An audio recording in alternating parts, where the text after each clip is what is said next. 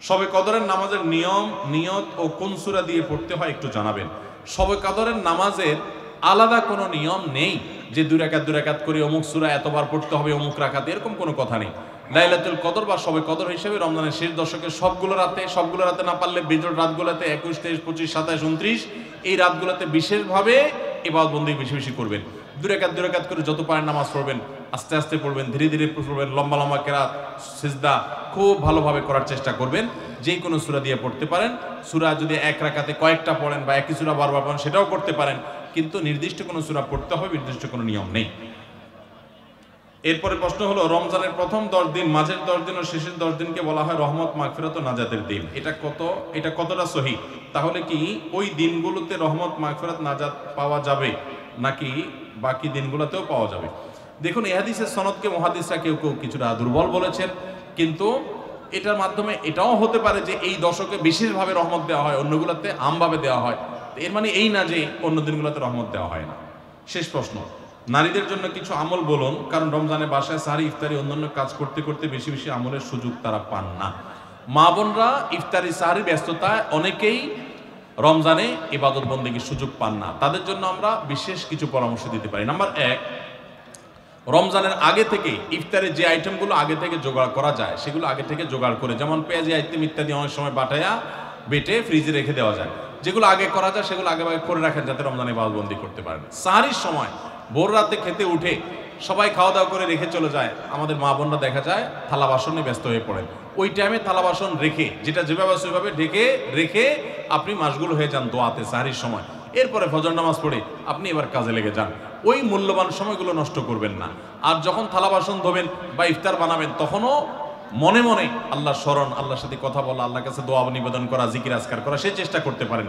তাহলে ইনশাআল্লাহ আপনাদের রমাদান অর্থবহ হবে। আরেকটা জিনিস হলো, আপনারা রোজাদারদের জন্য খাবার প্রস্তুত করছেন, ইফতার রেডি করছেন, এর কারণে কিন্তু আলাদা সওয়াব পাবেন। এটা আপনাদের জন্য সওয়াব থেকে শূন্য বা খালি কিন্তু না। অতএব নিয়ত করে নেবেন যে আল্লাহ, রোজাদারদের জন্য আমি খাবার তৈরি করছি, আমাকে আপনি সওয়াব দিবেন। ইনশাআল্লাহ আপনারা আল্লাহ তাআলার কাছে আজর এবং বিনিময় পাবেন। এবং মেয়েরা যদি মাসিক অবস্থায় থাকেন, রোজা না থাকে, ওই অবস্থায় তারা ইসলামিক বই পুস্তক পড়তে পারেন এবং বিভিন্ন ভালো ভালো বই পুস্তক পড়তে পারেন, জিকির আজকার করতে পারেন, ইস্তেগফার এবং দোয়া দরুদ পড়তে পারেন। 4টি আমলের কথা বলতে পারি। 4টি আমল আমরা অনেকেই গুরুত্ব দেই না, অথচ সে আমলগুলো আমাদের পুরো রমাদানকে সম্পূর্ণ সার্থক করে দিতে পারে, অর্থবহ করে দিতে পারে, রমজান সাকসেস করে দিতে পারে। সে 4টা ভিতরে প্রথম এবং 1 নম্বর যেটা বলতে চাই তা হলো, রমজান মাসে রোজা রেখে এবং রাতের বেলা পুরো রমজান জুড়ে সকল প্রকার পাপাচার, কাউকে কষ্ট দেওয়া, গালি দেওয়া, হক নষ্ট করা, সব ধরনের গুনাহ থেকে, গীবত, শিকায়াত করা, চোখের গুনাহ, সোশ্যাল মিডিয়া ইত্যাদি সবগুলো থেকে বেঁচে থাকবেন। প্ল্যান করে যে কোনো মূল্যে, প্রয়োজনে আমি আইডি ডিঅ্যাক্টিভ করে ফেলবো, অ্যাপ ডিলিট করে ফেলবো, তারপর সব ধরনের গুনাহ থেকে বেঁচে থাকবেন। এটা হলো রমজান সার্থক করার সবচেয়ে গুরুত্বপূর্ণ কাজ। 1। 2 নম্বর হলো, রমজানে আমরা অনেকে কোরআন পড়ি কিন্তু কোরআন শোনাশুনি করি না। হাফেজরা করে অবশ্য। নবী করিম সাল্লাল্লাহু আলাইহি সাল্লাম রমাদানে শোনাশুনি করতেন। এটা একটা হারিয়ে যাওয়া সুন্নাহ বলতে পারি। জিবরিলকে তিনি শোনাতেন, আবার জিবরিলের কাছ থেকে তিনি শুনতেন। এজন্য আপনি কোরআন পড়বেন, আপনার স্ত্রী শুনবে, আবার স্ত্রী পড়বে, আপনি শুনবেন। স্ত্রী বলে কোনো কথা নয়, এরকম একে অন্যের সাথে কোরআন শোনাশুনি করবেন। এটা একটা হারিয়ে যাওয়া আমল। 3 নম্বর হলো, রমজানের শেষ 10 দিন ইতিকাফ করবেন। রমজানের শেষ 10 দিনের ইতিকাফ এমন একটা আমল, রমজানের রোজা ফরজ হওয়ার পর থেকে নিয়ে মৃত্যু পর্যন্ত নবী সাল্লাল্লাহু আলাইহি ওয়াসাল্লাম জীবনে কখনো ইতিকাফ ছাড়েন নাই। আমরা ম্যাক্সিমাম মানুষ জীবনে কখনো করি নাই। ইতিকাফ করা হলো আল্লাহর ঘরে এসে গাঁটটি বোসকা নিয়ে পড়ে যাও যে আল্লাহ ক্ষমা করা ছাড়া যাব না। ইতিকাফ করা যদি মসজিদে ঘুমায়ও থাকে, ইতিকাফ করাটাই যেহেতু একটা স্বতন্ত্র ইবাদত, সো তার ইতিকাফ করার মাধ্যমে লাইলাতুল কদর তিনি অটোমেটিক পাবেন ইনশাআল্লাহ। এই জন্য ইতিকাফের আমলটা আমাদের রমাদানকে সার্থক করে দিতে পারে, অথচ এটা হারিয়ে যাচ্ছে। আর 4 নম্বর এবং সর্বশেষ হলো, রমজানের শেষ দশক হলো ইবাদতের দশক, আমলের দশক। আমরা প্রথম 2 দশকে যা পারি না পারি, শেষ দশক বেশি আমল করার চেষ্টা করব। অনেকে আমরা শহর থেকে গ্রামে যাওয়ার জন্য পরিকল্পনা করতে করতে 4-5 দিন চলে যায়। অনেকে কেনাকাটার জন্য 4-5 দিন ব্যয় করে ফেলি। ঈদের প্রস্তুতির জন্য আমাদের শেষের দিনগুলো নষ্ট হয়ে যায়।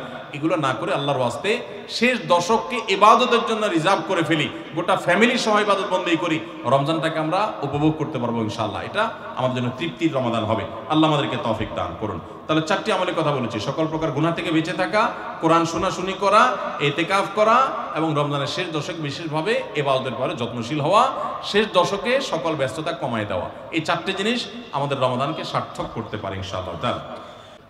আখিরাতে যায়া ফেরেশতাদের গুরুজের চোটে আপনি আপনার নিজের সরকার তেল দেওয়ার চিন্তাও পাবেন না, আবার দুনিয়ার তার কথা মনে করার কথা প্রশ্নই ওঠে না। আল্লাহ তাআলা আমাদেরকে বোঝার তৌফিক দান করুন। এরপর প্রশ্ন হলো, আমার স্বামী কথায় কথায় আমার গায়ে হাত তোলে, গ্রামের দিকে খবর আপনারা জানেন না। আমার প্রশ্ন হলো, রোজা রেখেও আমার স্বামী গায়ে হাত তোলে, তাহলে তার কি রোজা হবে? যদি স্ত্রীর প্রতি জুলুম করে, নির্যাতন করে, শারীরিকভাবে তাকে লাঞ্ছিত করে, তুচ্ছ করে, তাহলে সন্দেহাতীতভাবে সেই স্বামী অপরাধী, সেই স্বামী গুনাহগার। স্ত্রীর যদি অধিকার নষ্ট করে, তার প্রতি যদি জুলুম করে, কথায় কথায় গায়ে হাত তোলা অবশ্যই জুলুম। এই জুলুম যদি কোনো পুরুষ করে, কোনো স্বামী করে, তিনি রোজা রেখে জুলুম করছেন, তার মানে তিনি গাছের গোড়া কেটে আগায় পানি দিচ্ছেন, তিনি ওষুধও খাচ্ছেন, বিষও খাচ্ছেন। রোজা রেখে তার উপকার হচ্ছে, কিন্তু জুলুম করে তার আবার ধ্বংস তিনি ডেকে আনছেন। রোজার মর্ম যদি তিনি বুঝতেন, তাহলে এটা করতেন না। নবী সাল্লাল্লাহু আলাইহি সাল্লাম বলেছেন, রোজাদার ব্যক্তির সাথে কেউ যদি ঝগড়া করতে আসে, সে বলবে, ভাই আমি রোজাদার, আমি ঝগড়ার উত্তর দিতে পারতেছি না। আর এই লোক বরং ঝগড়া তো দূরের কথা, আরো এক কাঠি সরস, সেই বোর গায়ে হাত তুলছে, মারামারিতে লিপ্ত হচ্ছে, সন্দেহাতীতভাবে সে রোজার মর্যাদা রাখে নাই। এই লোক প্রকৃত অর্থে রোজাদার না। তারপরও তার রোজা সে রাখা কন্টিনিউ করবে এবং রোজার মর্মটা বোঝার চেষ্টা করবে। আল্লাহর কাছে তার হেদায়েতের জন্য আপনি দোয়া করবেন এবং সবর করবেন, অন্যদেরকে দিয়ে তাকে বোঝাবেন। আমরা অনেক পুরুষ আছি এখনো স্ত্রীদের প্রতি জুলুম করি। আজকাল অবশ্য কিছুটা পাল্টে গেছে পরিবেশ, অনেক মহিলা আছে তলে তলে পুরুষদেরকে নির্যাতন করে। এই ঠিক ঠিক আওয়াজটা সবসময় এই জায়গায় জোরে শুনি, সব জায়গায় আমি। এর মানে হলো ঘরে ঘরে এটা চলতেছে। আপনারা সবাই কি এই এই এই এই এই সমস্যা পড়ছেন? সবাই? যে পরিমাণ আওয়াজ হচ্ছে তাতে আসলে নারী অধিকার নিয়ে বহুত কিছু হয়েছে আমার দেশে, নতুন করে পুরুষ অধিকার নিয়ে ভাবতে হবে বোধহয় আমাদেরকে। অনেক মহিলা আছেন যারা পর্দা করেন, নামাজ পড়েন, আসলেও ভালো মানুষ অনেক দিক থেকে, কিন্তু স্বামীর সাথে চরম বেয়াদবি করেন। মুখে মুখে তর্ক ছাড়া কোনো কথা নাই, বেয়াদবি ছাড়া কোনো কথা নাই। দেখুন, সেকুলার সমাজ ব্যবস্থা আমাদের মা বোনদেরকে উস্কে দেয়, অধিকারের নাম দিয়ে নানান কথা তাদেরকে ফুসলে ফাসলা শিখায় দেয়। সংসারটা ভেঙে ফেললে এর পরের ইতিহাসটা যে কত করুণ হয়, এটা আর সেকুলাররা জানতেও আসে না, জিজ্ঞেস করতেও আসে না। এই জন্য আমাদের মা বোনদেরকে আমরা বলবো, সবর করুন এবং যদি স্বামী অমানুষ হয় তাকে শাসন করার জন্য নানামুখী উদ্যোগ গ্রহণ করেন, কিন্তু হুটহাট করে বেয়াদবি করবেন, সংসার ভেঙে ফেলবেন, এর মাধ্যমেই সব সময় সমাধান হয় না। এই জন্য সবর করতে শিখুন। বাইতুল হুদা জামে মসজিদের পেজে প্রশ্ন করেছেন, আচ্ছা, এমন কোন আমল আছে কিনা যা করলে রোজা রেখে ক্ষুধা কম লাগবে? আমার পিপাসা চূড়ান্ত কষ্ট হয়, রোজা রেখে ক্ষুধা কম লাগবে এমন কোন আমল আছে কিনা? সুবহানাল্লাহ। আর কিসের আমল চাওয়া বাকি আছে আপনাদের? দেখেন ভাই, আমল একটা আছে অবশ্য। আমল হলো, যে আমল করলে রোজা রাখলে আপনার ক্ষুধা কম লাগবে, সেটা হলো ঘুমের আমল। কিসের আমল? ঘুমের আমল। ফজর নামাজ পড়ে এরশাক পড়ে যদি ঘুম দেন, কাজ কাম যদি না থাকে, বেকার পাবলিক হন, জোহর পর্যন্ত দিলেন ঘুম, জোহর পড়ে আবার দিলেন ঘুম, আসর পর্যন্ত ঘুমাইলেন, আসর পরে তো ইফতারের টাইম হয়ে যাবে। তাহলে এটা একটা সহজ আমল, যে আমলে বোঝা যায় যে আপনার ক্ষুধা অনুভব হবে না, কম লাগবে ইনশাআল্লাহ। এখন যদি এত পেট পাগল হন যে হুজুর ক্ষুধা চড়তে ঘুমিয়ে আসবে না, তাহলে আর কোনো ওষুধ নাই। ভাইরা আমার, আমরা চাই কি জানেন? আমরা চাই হলো, আল্লাহ দুনিয়াতেও আমার দিবা টয়টম্বর, আখেরাতেও টয়টম্বর দিবা। আমি কোনো কষ্ট করতে রাজি না, আমি কোনো গুনাহ থেকে বাঁচতে রাজি না, আমি জান্নাতও চাই, আমি সবই চাই। আপনি রোজা রেখে ক্ষুধার কষ্টটা একটু সহ্য করবেন, এর বিনিময়ে তো আপনি জান্নাত পাবেন। এখন আপনি চান না ক্ষুধার কষ্ট আমি সহ্য করব না, আবার জান্নাতও আমি চাব। কেমন কথা ভাই? সামান্য একটু ক্ষুধার কষ্ট আপনি সহ্য করতে রাজি না। এই রমাদানে ফিলিস্তিনের মানুষগুলো ইফতার করার মতো খেজুর তাদের কাছে নাই। খেজুর তো দূরের কথা, ইফতার তো দূরের কথা, সাহারিতে একটু সামান্য পানি খাবে শান্তিপূর্ণভাবে, সেই ব্যবস্থাটুকু তাদের ধ্বংস করে ফেলা হয়েছে। এরকম একটা সমাজে দাঁড়িয়ে সামান্য একটু রোজার সময় সাহারি ঠিকই খাবেন পেট ভরে, আপনি একটু কষ্ট হবে, সেই কষ্টটা পর্যন্ত সহ্য করতে রাজি না।